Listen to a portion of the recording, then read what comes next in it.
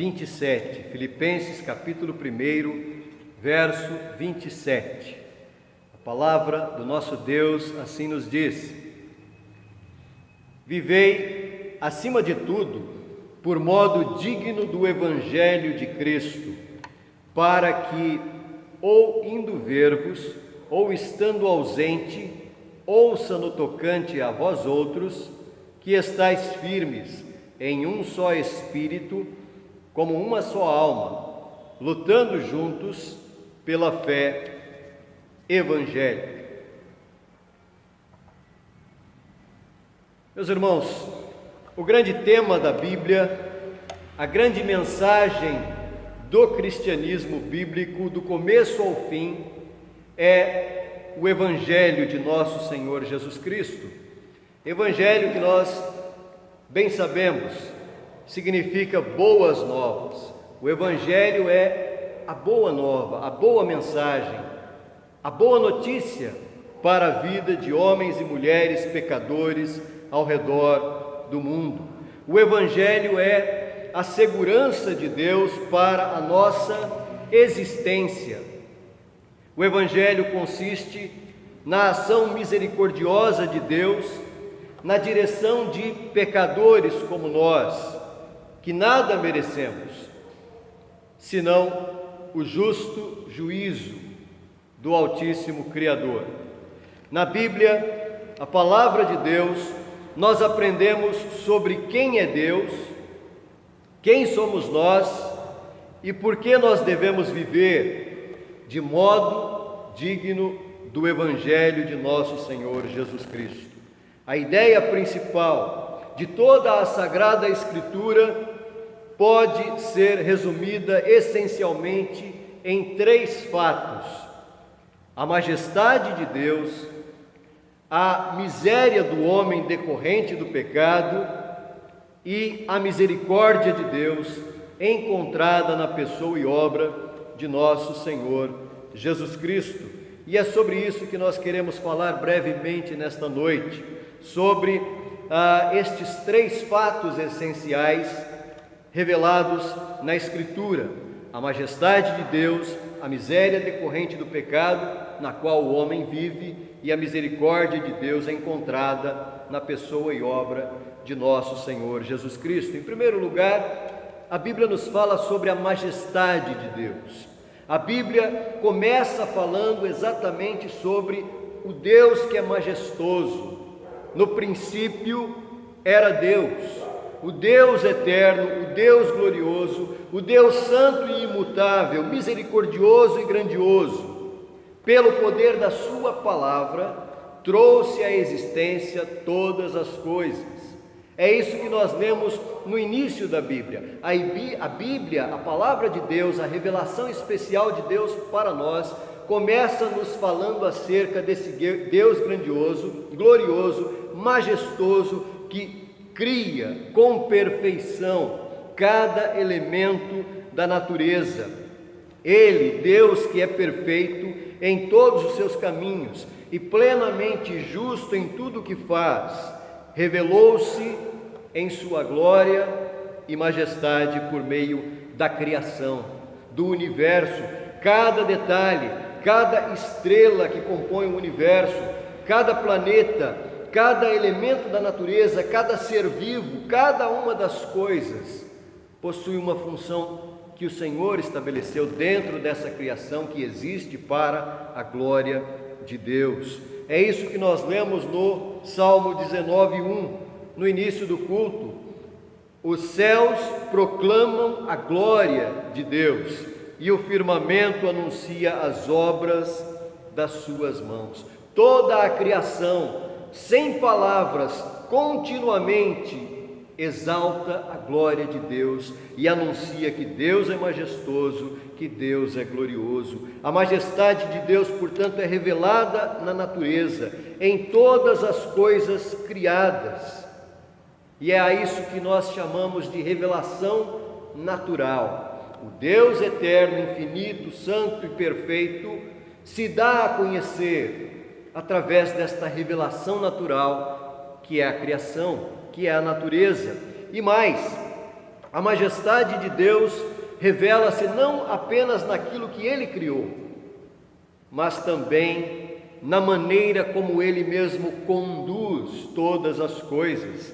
Não apenas as obras da criação revelam a majestade de Deus, mas também as obras da providência de Deus. O Deus majestoso e glorioso que criou todas as coisas é o mesmo Deus que governa, conduz todas as coisas para a sua glória. Nada está fora da soberania de Deus, nada está fora do seu plano eterno para a glória do seu nome. Portanto, nós temos a criação e nós temos a providência de Deus como elementos que promovem a glória de Deus. No breve catecismo de Westminster, nós lemos assim na pergunta de número 11: quais são as obras da providência de Deus? E a resposta é: as obras da providência de Deus são a sua maneira muito santa, sábia e poderosa de preservar e governar todas as suas criaturas e todas as ações delas. Meus irmãos, enquanto a criação é um ato terminado, completo, a providência de Deus é um ato contínuo, constante em relação a tudo que Ele criou. Deus criou o universo, criou todas as coisas, criou os seres vivos, criou os seres humanos, e então Ele conduz a vida. É Ele quem sustenta a existência de cada um de nós. Cada um de nós hoje acordou e está aqui em razão da majestade revelada na providência de Deus. Ao longo das nossas vidas, nós passamos por experiências pessoais diferentes. Nós vivemos muitas experiências tendo o conhecimento de Deus em tudo aquilo que nós vivemos. A nossa história, quando nós olhamos para a nossa história, nós podemos certamente ver a mão de Deus nos conduzindo, a providência de Deus nos sustentando ao longo de nossas vidas, em nossas experiências pessoais, tendo conhecimento de Deus. Nós temos condições de reconhecer que em cada situação, sendo ela boa ou ruim muitas vezes, Deus é quem conduz as nossas vidas e é Ele quem cuida de nós. O Deus da Bíblia é grandioso em sua majestade. Ele é santo, puro e perfeito. E quando lemos o relato do livro de Gênesis no capítulo 1, nós percebemos que a cada obra concluída por Deus, a Escritura afirma que tudo era bom. Tudo que Deus fazia, Ele reconhecia a perfeição da sua obra. Viu Deus que era bom, viu Deus que era bom. Tudo foi feito de maneira boa, perfeita, santa, refletindo a majestade e a grandeza de Deus. Viu Deus tudo quanto fizera e eis que era muito bom. É assim que termina o relato do primeiro capítulo do livro de Gênesis. Viu Deus tudo quanto fizera e eis que era muito bom. Tudo o que Deus fez, incluindo homem e mulher, criados à sua imagem e semelhança, tudo era bom. Refletia a santidade de Deus. Este, meus irmãos, portanto, é o primeiro fato importante revelado na Escritura, a majestade de Deus. A majestade de Deus está revelada na Escritura e a Escritura atesta que esta majestade está evidente em toda a criação e por meio de sua providência. Um segundo fato acerca do Evangelho e da Palavra de Deus, que a Palavra de Deus nos afirma, é sobre a condição espiritual da humanidade, ou seja, a miséria do homem. Essencialmente é sobre isso que a Bíblia fala. Quando a Bíblia nos fala sobre Deus e fala então sobre o homem, nós temos um conhecimento a respeito de quem é o homem e qual é a sua condição diante de Deus. Quando nós vamos novamente para o livro de Gênesis, nós percebemos ali no capítulo 3 que tudo aquilo que era bom, tudo aquilo que era muito bom, começou a se tornar ruim, começou a se tornar muito ruim. A desobediência do primeiro casal ao Criador afetou terrivelmente toda a harmonia da criação. Tudo aquilo que era bom, em razão da desobediência, começou a sentir os efeitos da desobediência, do pecado. Ao invés de permanecer debaixo da vontade de Deus, o homem optou por olhar para si mesmo e fazer a sua própria vontade. E as consequências dessa escolha são sentidas por nós até hoje. A primeira coisa que o homem fez no jardim do Éden, após desobedecer a Deus, foi tentar fugir da presença de Deus. Porque o homem que era amigo de Deus se tornou inimigo de Deus. O homem que tinha intimidade e amizade com Deus e conversava com Deus na viração do dia, no jardim do Éden, agora começa a correr de Deus, começa a fugir de Deus e começa a desejar que Deus não exista. Porque se Deus não existisse, todos os problemas dos homens estariam resolvidos. Por isso, no jardim do Éden, após desobedecer, o homem foge da presença de Deus. No livro de Gênesis, capítulo 3, verso 8, a palavra de Deus diz que após pecar, o homem se esforçou por fugir da presença de Deus, e esse próprio esforço em fugir da presença de Deus já demonstra um dos efeitos do pecado. O homem perdeu a percepção de quem era Deus.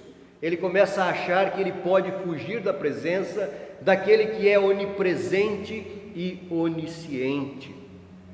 Quando, diz a Escritura, ouviram a voz do Senhor Deus, que andava no jardim pela viração do dia, esconderam-se da presença do Senhor Deus, o homem e sua mulher, por entre as árvores do jardim.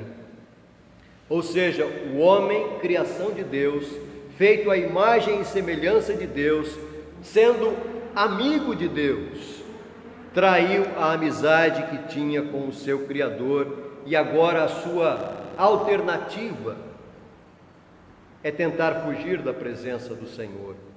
Mas, meus irmãos, a segunda coisa que o homem fez depois de desobedecer a Deus foi começar a tentar negar a sua responsabilidade diante dos seus atos. Primeiro, ele tenta fugir de Deus, o que é absolutamente impossível, porque Deus é onipresente, é onisciente, ele conhece a mente do homem. Mas o homem também, em consequência do pecado, ele começa a tentar fugir da sua responsabilidade e lançar a culpa da sua desobediência em outra pessoa. O homem não apenas se tornou inimigo de Deus, mas agora ele começa a criar inimizade com o seu semelhante, que no caso, no jardim do Éden, era evidentemente a sua mulher, Eva. Adão começa a viver um conflito com a sua própria esposa dentro do jardim do Éden. O homem que se tornou inimigo de Deus se torna também inimigo do seu próximo.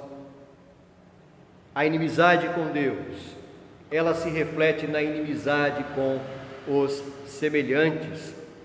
E a inimizade traz consigo uma série de outras consequências. Morte.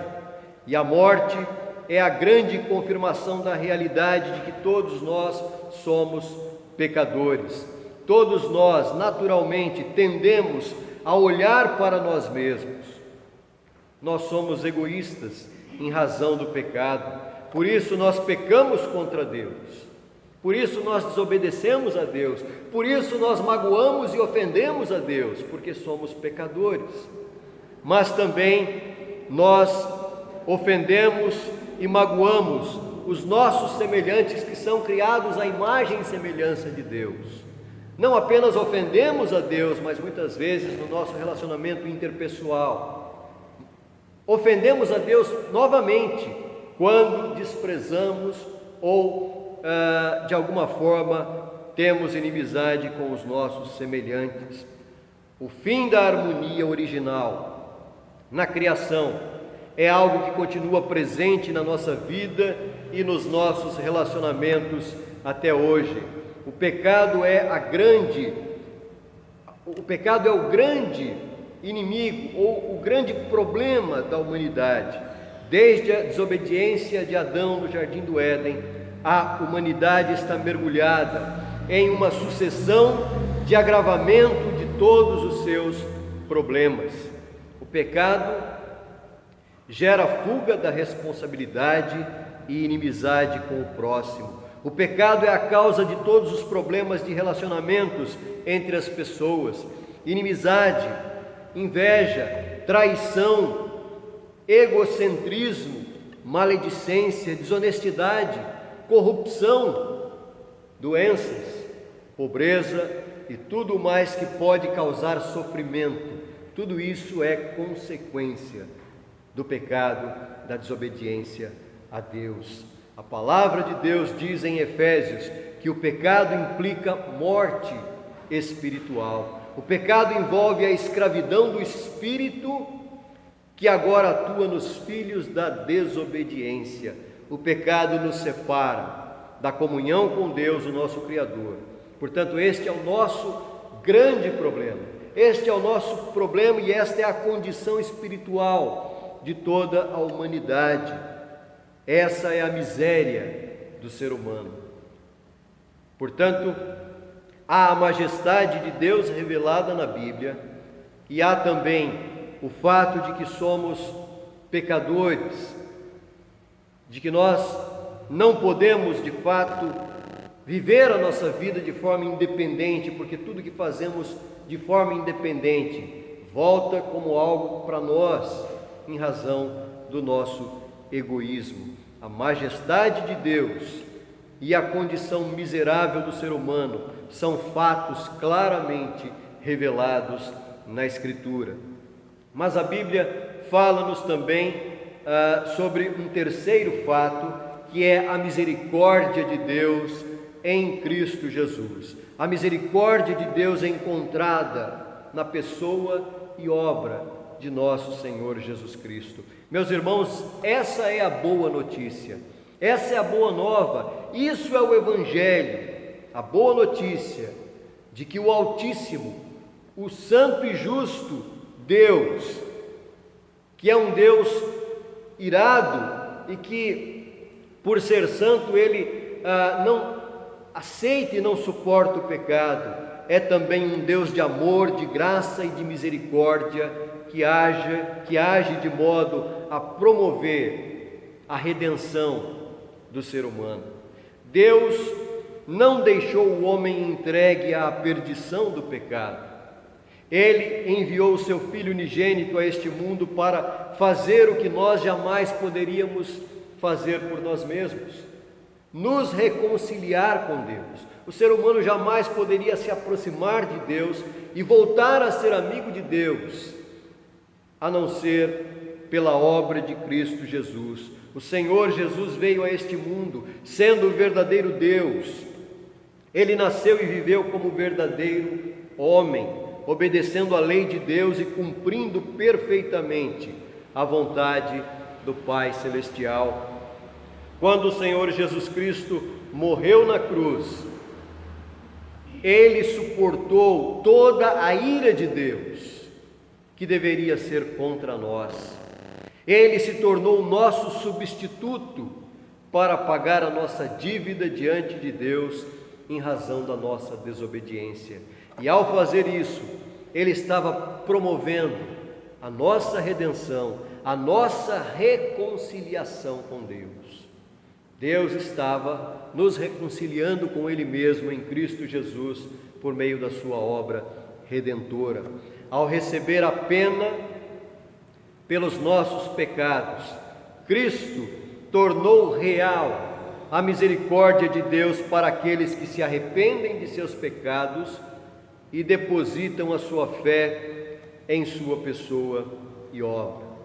A reconciliação com Deus é algo que proporciona uma nova vida, uma nova visão da vida, uma nova perspectiva de vida, a reconciliação com Deus, preparada por Deus e realizada por meio do sacrifício de nosso Senhor Jesus Cristo, coloca diante de nós a oportunidade de um recomeço. O pecado trouxe a desarmonia na criação e nos relacionamentos, mas a redenção possibilita uma restauração da harmonia perdida, ainda que não seja de forma plena e completa nesta vida. Essa é a boa notícia do Evangelho. A notícia do Evangelho é a de que ele é transformador de vidas. O Evangelho não é para pessoas perfeitas, antes é para pessoas que reconhecem que são imperfeitas e que carecem unicamente da graça de Deus, em tudo, sempre. O Senhor Jesus disse que Ele não veio para chamar justos, Ele veio para chamar pecadores ao arrependimento. Ele veio para redimir pecadores que reconhecem e que confessam que são incapazes de serem retos diante de Deus, sem Ele, Cristo Jesus.